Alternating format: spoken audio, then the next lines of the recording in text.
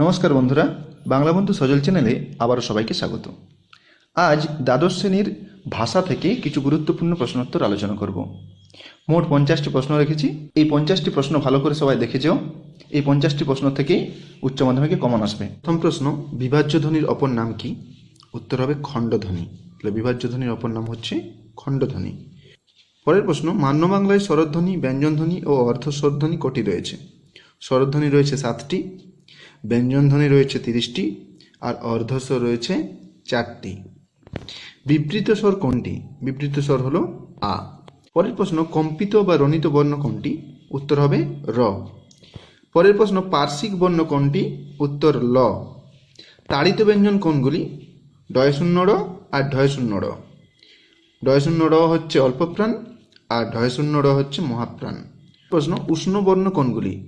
উষ্ণ বর্ণ হলো 3টি স, তালব্য, দন্তেস্ব আর মূর্ধন্য স, আর হচ্ছে হ। এই 4টিকে আমরা বলছি উষ্ণধ্বনি। এর মধ্যে 3টি স হচ্ছে শীষধ্বনি আর হ হলো কণ্ঠনালীয় বর্ণ। পরের প্রশ্ন, দুটি ব্যঞ্জনধ্বনির সমাবেশ, 3টি ব্যঞ্জনধ্বনির সমাবেশ ও 4টি ব্যঞ্জনধ্বনির সমাবেশে তৈরি গুচ্ছধ্বনির সংখ্যা কটি রয়েছে? দুটি ব্যঞ্জনধ্বনির সমাবেশে গুচ্ছধ্বনি রয়েছে 200টির বেশি, 3টি ব্যঞ্জনের সমাবেশে হচ্ছে 8টি, আর 4টি ব্যঞ্জনের সমাবেশে তৈরি গুচ্ছধ্বনির সংখ্যা হলো 1টি। 9 নম্বর প্রশ্ন, দুটি ব্যঞ্জনের সমাবেশে তৈরি যুক্তধ্বনির সংখ্যা কটি? যুক্তধ্বনি রয়েছে 28টি। পরের প্রশ্ন, তুলনামূলক ভাষাবিজ্ঞানের সূত্রপাত কে করেন? উত্তর হবে উইলিয়াম জোন্স 1786 খ্রিস্টাব্দে। 11 নম্বর প্রশ্ন, সমকালীন প্রচলিত ভাষার গঠন রীতির বিচার বিশ্লেষণ করা হয় কোন ভাষাবিজ্ঞানে? উত্তর হলো বর্ণনামূলক ভাষাবিজ্ঞানে।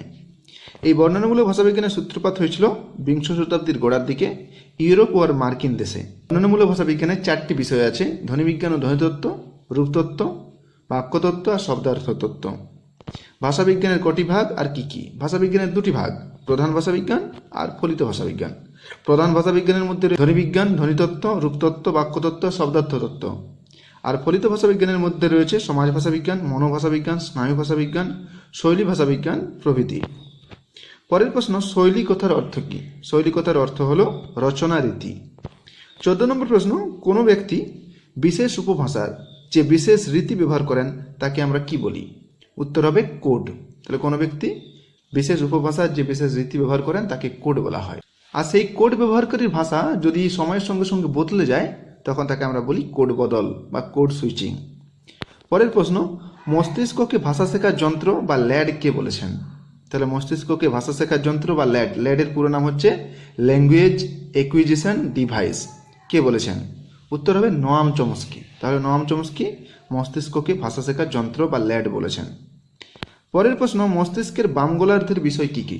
তাহলে মস্তিষ্কের বাম গোলার্ধের বিষয় হচ্ছে বলা, লেখা, পড়া, ভাষা, গণনা, বিশ্লেষণ আর চিন্তা। 17 নম্বর প্রশ্ন, লাং ও পারলের কথা কে বলেছেন? লাং আর পারলের কথা বলেছেন শ্বশুর। এই লাং কি? লাং হলো একটা ভাষা কৌমের মধ্যে যে সাধারণ ভাষা জ্ঞান, ধ্বনি আর অর্থের সঙ্গে সঙ্গতি রেখে একজন মানুষকে তার ভাষা শিখে নিতে সাহায্য করে তাকে লাং বলে। আর সেই ভাষা জ্ঞানকে যেভাবে নিয়ম মেনে করে একটা ভাষা কৌমের মানুষ যেভাবে প্রকাশ করেন তাকে বলা হয় পারুল। এই লাং আর পারুলের কথা বলেছেন শ্বশুর। 18 নম্বর প্রশ্ন, ভারতের অভিধান রচনার সূত্রপাত কে করেন? উত্তর হবে ইয়াস্কো। তার লেখা একটা গ্রন্থ রয়েছে, সেই গ্রন্থের নাম হচ্ছে নিরুক্ত। এই নিরুক্ত গ্রন্থের মাধ্যমে তিনি অভিধান রচনার সূত্রপাত করেন। 19 নম্বর প্রশ্ন, ডিকশনারি শব্দটি প্রথম কবে কার গ্রন্থে পাওয়া যায়? 1538 সালে স্যার থমাস এলিয়টের ল্যাটিন ইংরেজি অভিধানে প্রথম ডিকশনারি শব্দটি পাওয়া যায়। পরের প্রশ্ন, একটি ইতিহাস ভিত্তিক অভিধানের নাম লেখো। একটি ইতিহাস ভিত্তিক অভিধান হলো the shorter Oxford English dictionary. পরের প্রশ্ন, ভাষার সবচেয়ে ক্ষুদ্রতম অর্থপূর্ণ একক কোনটি? উত্তর হবে রূপ। রূপ হচ্ছে ভাষার সব থেকে ক্ষুদ্রতম অর্থপূর্ণ একক। পরের প্রশ্ন, অর্থ না পাল্টে রূপের যে বৈচিত্র্য দেখা যায় তাকে কি বলা হয়? তাকে সহরূপ বলে। 23 নম্বর প্রশ্ন, স্বাধীন ও পরাধীন রূপমূলের উদাহরণ দাও। মানুষকে শব্দে মানুষ হচ্ছে স্বাধীন রূপমূল আর কে হলো পরাধীন রূপমূল। পরের প্রশ্ন, যে রূপমূল বিভক্তির ভূমিকা পালন করে তাকে কি বলা হয়? তাকে সমন্বয়ী রূপমূল বলা হয়। 25 নম্বর প্রশ্ন, মিশ্র রূপমূল ও জটিল রূপমূলের উদাহরণ দাও। মিশ্র রূপমূলের উদাহরণ হলো গঙ্গা ফড়িং, মৃত্যুদণ্ড। আর জটিল রূপমূলের উদাহরণ হলো জাতীয়তাবাদ, অসহযোগিতা, কুসংস্কারগ্রস্ত। 26 নম্বর প্রশ্ন, বর্ণনামূলক সমাসের অপর নাম কি? বর্ণনামূলক সমাসের অপর নাম হলো বহুব্রীহি সমাস। পরের প্রশ্ন, বাংলা ভাষাকে কি ভাষা বলে? উত্তর হবে এস ও ভি। এস মানে হচ্ছে সাবজেক্ট, ও মানে অবজেক্ট, আর ভি মানে হচ্ছে ভার্ব, অর্থাৎ কর্তা, কর্ম, ক্রিয়া। এটি হলো বাংলা ভাষার গঠনের নিয়ম। পরের প্রশ্ন, বাক্যের কটি অংশ কি কি? বাক্যের দুটি অংশ, উদ্দেশ্য আর বিধেয়। বাক্যে যার সম্পর্কে কোনো কিছু বলা হয় তাকে উদ্দেশ্য বলে, আর উদ্দেশ্য সম্পর্কে যা বলা হয় তাকে বিধেয় বলে। যেমন রাম ভাত খায়, রাম হলো উদ্দেশ্য আর ভাত খায় হলো বিধেয়। 29 নম্বর প্রশ্ন, কম্পিটেন্স আর পারফরমেন্স ধারণার প্রবক্তা কে? উত্তর হবে নোয়াম চমস্কি। ইনি কম্পিটেন্স আর পারফরমেন্স ধারণার প্রবক্তা। পরের প্রশ্ন, বাক্যের অব্যবহৃত উপাদান বিশ্লেষণের কথা প্রথম কে বলেন? উত্তর হবে লিওনার্ড ব্লুমফিল্ড। ইনি প্রথম বাক্যের অব্যবহৃত উপাদান বিশ্লেষণের কথা বলেন। 31 নম্বর প্রশ্ন, যেসব প্রক্রিয়ায় বাক্যের চেহারা বদলে যায় তাকে কি বলা হয়? তাহলে যে প্রক্রিয়ায় বাক্যের চেহারা বদলে যায় তাকে সংবর্তন বলা হয়। পরের প্রশ্ন, থিসরাস কথার অর্থ কি? থিসরাস কথার অর্থ হলো রত্নাগার। প্রথম আধুনিক থিসরাস কোনটি? প্রথম আধুনিক থিসরাস হচ্ছে রজেটের থিসরাস।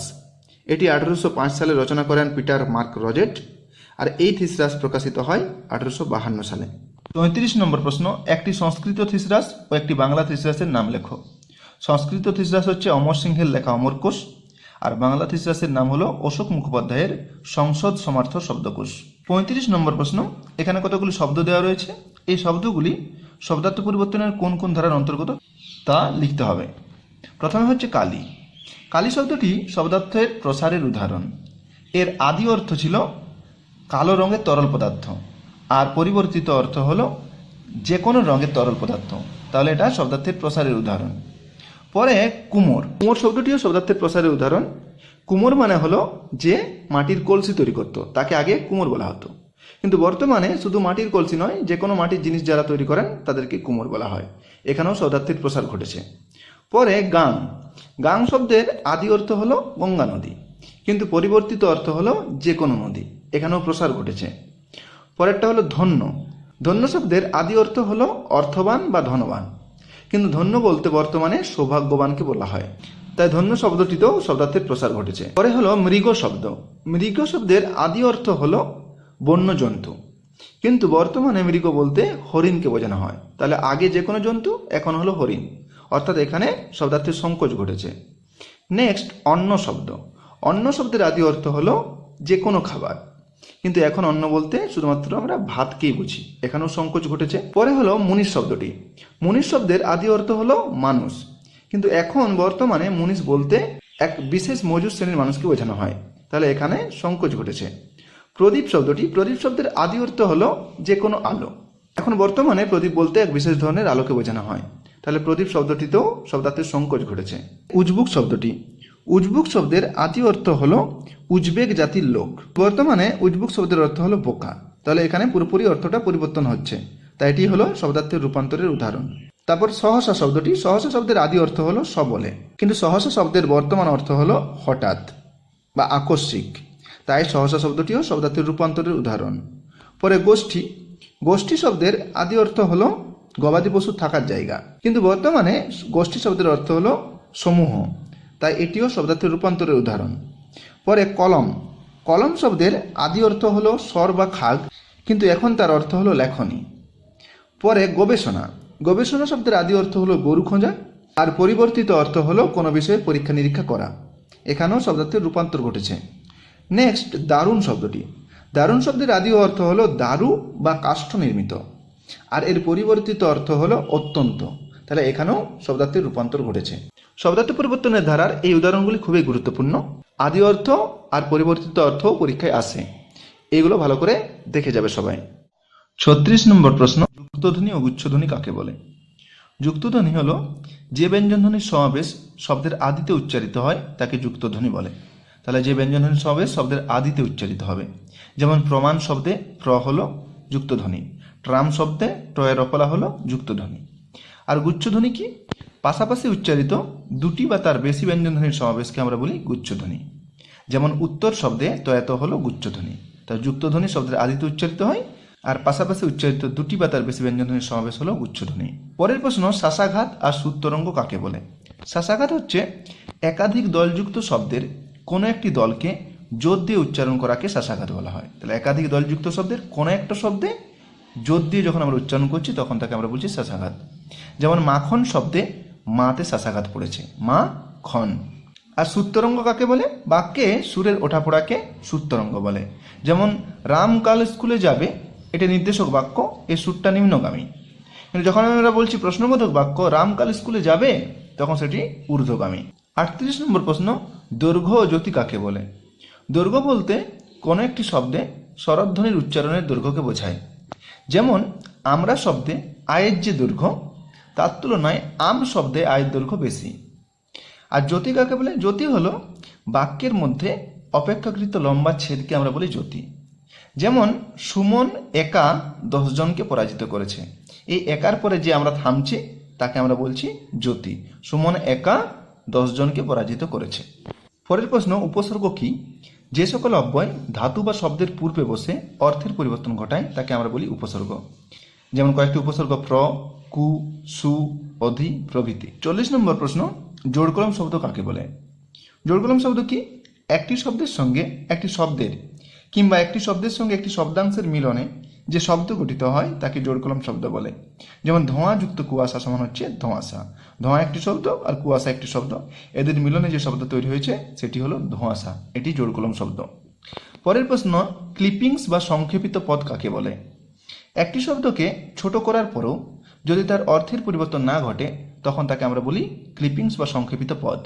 যেমন এরোপ্লেন থেকে প্লেন বা টেলিফোন থেকে ফোন। পরের প্রশ্ন, ক্র্যানবেরির রূপমূল কাকে বলে?